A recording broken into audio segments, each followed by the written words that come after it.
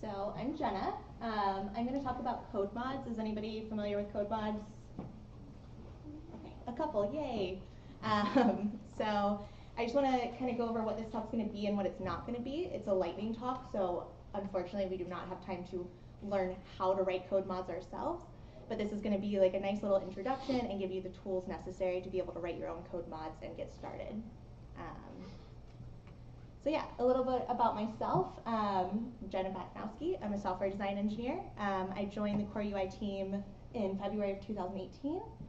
I finished General Assembly in November of 2017, and I taught myself a little bit before that. So I'm a member of Core UI, and we mostly focus on component libraries and implementation of overall UI look and feel across multiple platforms. So what is a CodeMod? A couple of you know, but it's basically a tool to assist you with large-scale code refactors. So it can be partially automated, but it still requires a lot of human oversight. These are not silver bullets. They seem like it at first, but you'll get yourself into trouble with that. So it's code manufacturing that scales. It's just basically a piece of code that's written to transform other code. So is anybody familiar with ESLint? So have you used the fixed flag before? Those are CodeMods. So that is code that is transforming your own code. So why would you use CodeMods? Why not just use, I don't know, find and replace, Command F? So you could need to be upgrading a dependency that had breaking changes to your app. You made your own breaking changes, and you have consumers that you don't want to affect. You need to do large-scale code refactors, or there's just some simple time-consuming changes.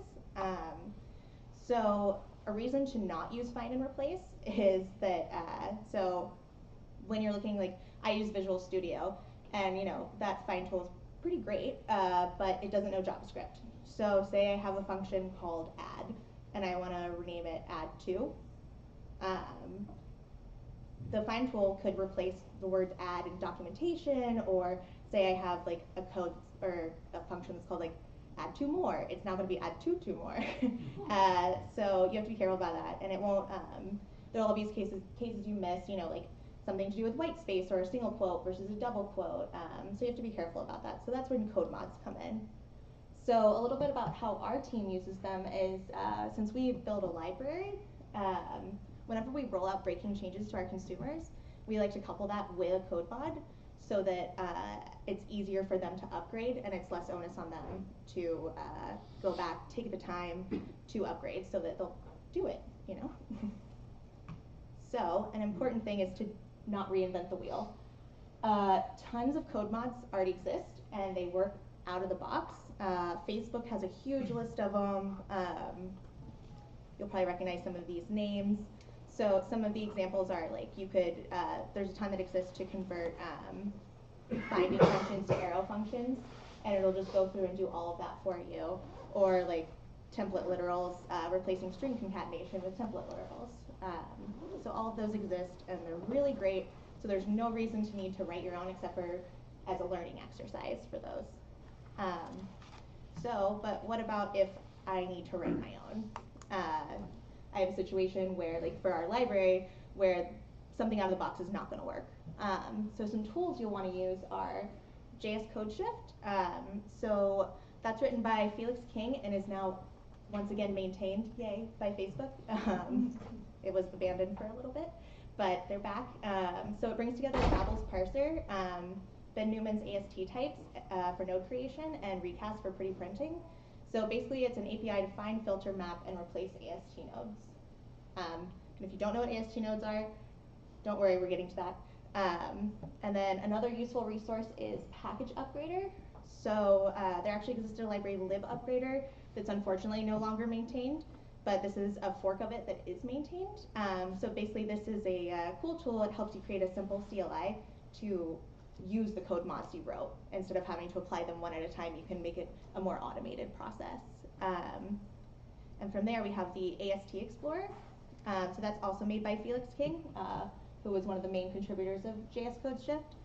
So you can paste or drop code into the editor and inspect the generated AST and run CodeMods in there as you're developing, which is really great when you're first learning, so you can click through things. So here is an example of what a CodeMod would look like. So you are looking for a call expression that's name is console and it has a property of, oh, darn. Ruined my joke. With a property of log, and then you're going to go find, for each of them that you find, you're going to replace it with warn. Now you're going to see my computer skills if I can go to the internet.